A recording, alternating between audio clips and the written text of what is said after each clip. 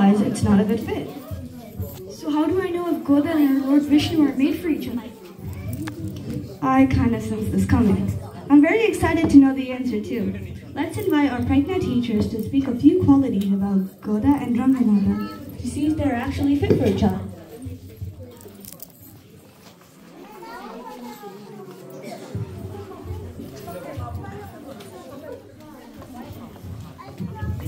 Jesh Malay.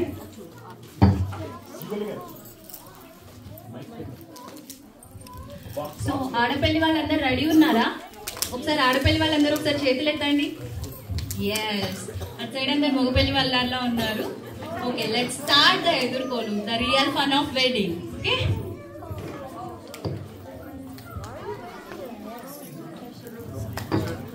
ఓం అస్మద్ గురుభ్యో నమః. కర్కటే పూర్వ పల్గుణ్యాం తులసీ కాననోద్భవాం పాండ్య విశ్వంబరాంగోదాం వందే శ్రీ రంగనాయకీం. మన ఆచార్యులు శ్రీమద్ పరమహంస పరివ్రాజకాచార్య శ్రీ శ్రీ త్రిదండి శ్రీమన్నారాయణ రామాంజ చిన్నజయ స్వామి వారి మంగళాశాసనంతో ఈ సంవత్సరం ధనుర్మాసం అందరం బాగా జరుపుకున్నాం కదా. నేడు శ్రీ గోదారంగనాథ కళ్యాణం కూడా చేసుకొని ధాన్యులం అవుదాం. మీరంతా పెళ్లివారంలోనే ఉన్నారు. ఇక్కడికి మిమ్మల్ని ఎవరు పంపించారు? మీకు ఎవరు కావాలి? మాది శ్రీరంగం. మేము వల్లభరాయల వారి పరివారం, వారు పంపగా వచ్చాం. ఎందుకోసమో తెలుసుకోవచ్చా?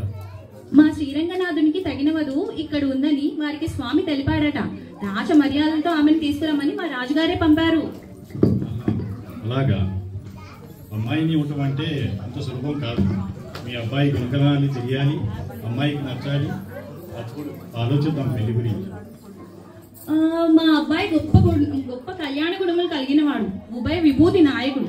సదా పశ్యంతి సూరయ అని నిత్యులు ముక్తులు తెరిచిన కన్నులు మూయకుండా అలానే సేవించుకుంటూ ఉంటారంట. అంతటి అందగాడు. ధర్మ సంస్థాపనార్థమే భూమిపై అవతరించి లోకాలను రక్షించిన వాడు. మీ అమ్మాయికి అన్ని విధాలా తగిన వరుడు. పరవ్యూహ స్వరూపాలు సరే, అప్పటి కథలు ఇప్పుడు ఎందుకులే కానీ ప్రస్తుతం ఇప్పుడు ఏం చేస్తుంటాడు? పరపతి లేని చోట నా అమ్మాయిని పంపరాదంటారు కదా. ఈ అక్షావతారంలో మీ అబ్బాయి చేసే ఉద్యోగం ఏమిటి? ఆయనకున్న కీర్తి ప్రతిష్టలు ఏమిటి? దాని గురించి చెప్పండి మరి. కస్తూరి కలితోద్వ పుండ్ర తిలకం కర్ణాంత లోలేక్షణం ముక్త స్వేర మనోహర దరదలం ముక్తా కిరీటోజ్వలం. దర్శించే వాళ్ళ హృదయాన్ని ఆకర్షించే విధంగా ఉన్న చక్కని ఊర్ధ్వపుండ్రం, చెవి వరకు విశాలంగా కనబడుతున్న నేత్రాలు. ఈ నేత్రమును దర్శించుకున్న ధనుటాసు అనే భక్తుడు ముగ్ధుడై స్వామిని రక్షించడం కోసం నడుములో కత్తులు చెక్కుకొని తిరిగేవాడట. వ్యామోహమే రూపాన్ని ధరించి వచ్చిందా అన్నట్లు స్వామి చిరుమందహాసం. దీనిని చూసే కదా మీ అమ్మాయి కూడా మాలే మడివన్న అంటూ పాటలు పాడింది. ఆ పాటలకు ముగ్ధుడయ్యే ఆ స్వామి తీసుకురమ్మని మమ్మల్ని పంపించారు. అవునవును, శ్రీకృష్ణ అవతారంలో నవనీత చోరుడని, గోపిక వస్త్రాపహారుడని, పూతన సంహారుడని, కాళీయ మంత్రుడని, కంస సంహారుడని గొప్ప గొప్ప బిరుదులే అతి చిన్న వయసులోనే పేరొందాడులే. 7 ఏళ్ల వయసుకే గోవర్ధనగిరి ఎత్తారట కదా. తనది కాని వస్తువుని నాది అని జనులు మాయలో మునిగిపోతుండే తనదైన వస్తువుని తానే తీసుకున్నాడు.